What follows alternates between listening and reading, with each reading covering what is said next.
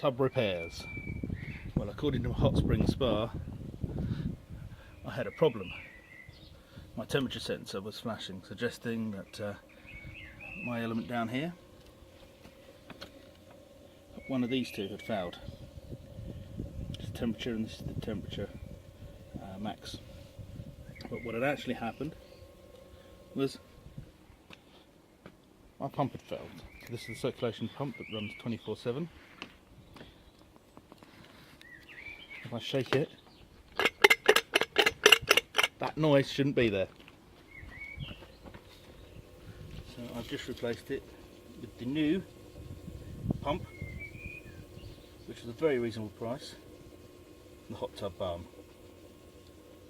Simple job to reconnect the 3 power cables.